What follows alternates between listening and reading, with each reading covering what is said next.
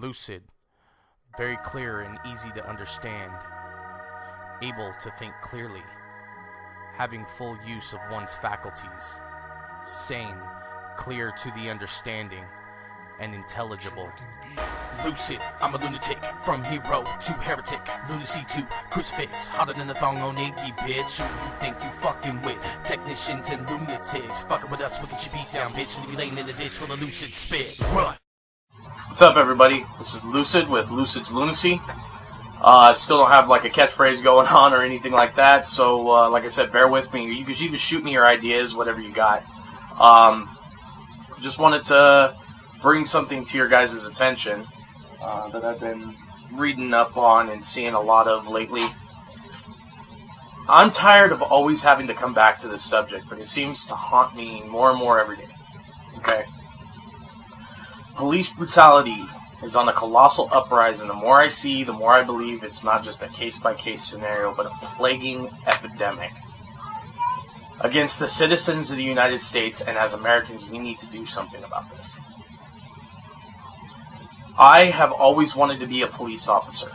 From the time I was a little boy till, about 5 or 6, till about 5 years ago, but the things that I witnessed in the United States military and, all of the radical police brutality that's been happening progressively has gotten worse and has changed my mind.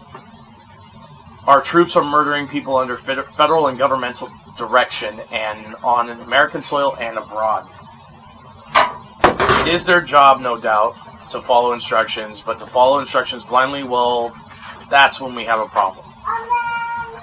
We see the same thing happening with our police force as well. Sheriffs and PDs alike have been following the direction of their instructors, which, most of the time, are retired military or governmental officials. And they follow these instructions blindly to the point where we, the citizens of the United States, have become the enemy. Alright? So,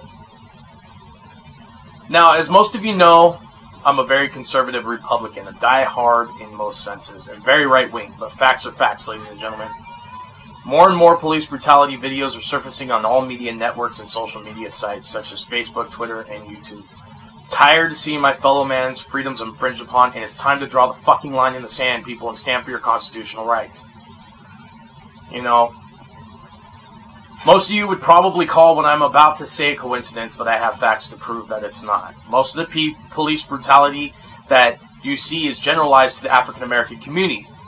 Now, I know you're going to say that I stated in past several videos about the statistics of the penal system, as per my studies in criminal justice, where a 3-to-1 ratio, while these statistics are true, and a lot of whom are in jail deserve to be, I am almost positive that some of these people are in jail under racial profiling and prejudice, because most of the videos I've been seeing lately on the aforementioned media social sites point this to be true. I saw an article the other day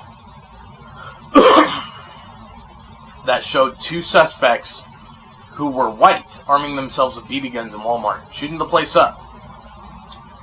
Yeah, they were taken into custody, but none of them were harmed in the process. Now, this had to be, had this been a black person, they would have been blown away for brandishing a potential lethal weapon or whatever the excuse. But because he was white, he just got hooked and bugged. Now, when I was in the Police Explorers, we were taught to use only the proper amount of force, being defined as the amount of force that is necessary to get the situation under control. Now, everybody knows the Eric Garner case, okay? People who don't know, not good at remembering names. It's the case where the heavier set African-American gentleman got choked out by the police officers, I believe it was in New York, for quote-unquote selling loose cigarettes. The guy who continuously said, I can't breathe, and the cops now are making shirts in regards to that as a fucking terrible, disrespectful joke, which I addressed in a previous video as well. The force was used in that case was excessive, to say the least. But the guy wasn't even resisting arrest. And under no time did any of the officers tell him he was under arrest, which is in violation of his Fourth Amendment rights to search, seizure, and arrest. He was unlawfully detained, strangled in a chokehold that was against all police procedures and banned from that particular police department, and murdered. Whether the intent to kill was there or not, it's still murder. This is where I have to kind of give a shout out to the people who have kind of opened my eyes to everything. Fellow police watchers, anons, activists, you guys are doing a great job. You're opening my eyes. But remember, there are right ways to do things and there are wrong ways. Peaceful protests like that which we saw in Ohio just a day or so ago was a nonviolent protest completely sanctioned by our constitutional First Amendment right, which prohibits the making of any law respecting an establishment of religion, free exercise of religion, abridging the freedom of speech, infringing on the freedom of press, interfering with the right to peaceably assemble, or prohibiting the petitioning for a government redress of grievances. Now, the police are going to try to stop you from protesting, but that's just because they want you to obey their laws, they want you to do what they tell you to do, and they want you to do it blindly.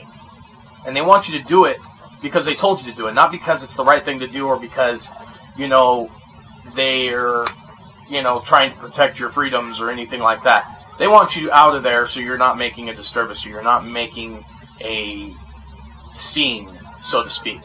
Okay? But I'll tell you what, if you know your rights and you do your research before doing a protest, you won't have to leave the rally until your protest is complete. They can't make you leave. It's in your First Amendment rights. To peacefully, this is the key word here, people, peacefully assemble. Okay? Petition for a government redress of grievances. Alright? This just not for government. This is for any law-making organization. Okay? Law enforcement organization. You can go stand out in front of a police station if you want to with a sign that says "fuck police." They can't do a damn thing about it. And if they try to, it's infringing on your constitutional First Amendment right. I have one more thing to read to you guys, and then I'm going to get out of here because I have a lot to do today. Take these words to heed, though.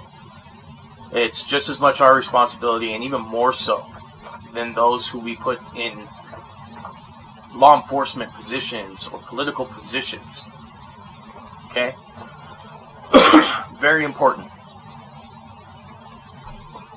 We the people of the United States, in order to form a more perfect union, establish justice, ensure domestic tranquility, provide for the common defense, promote the general welfare, and secure the blessings of liberty to ourselves and our prosperity, do ordain and establish this Constitution for the United States of America. It says we the people of the United States. It doesn't say we the lawmakers. It doesn't say we the government. We the people. And that's where a lot of lawmakers, a lot of government officials, even the president is getting his shit wrong. You pretty much are protected just from that preamble to the Constitution. We the people, in order to form a more perfect union. It's basically stating, if you see something wrong, when you see something that is wrong, it is our responsibility as a people of the United States of America to do something about it. So fucking do it. Lucid out. Lucid. Very clear and easy to understand. Able to think clearly.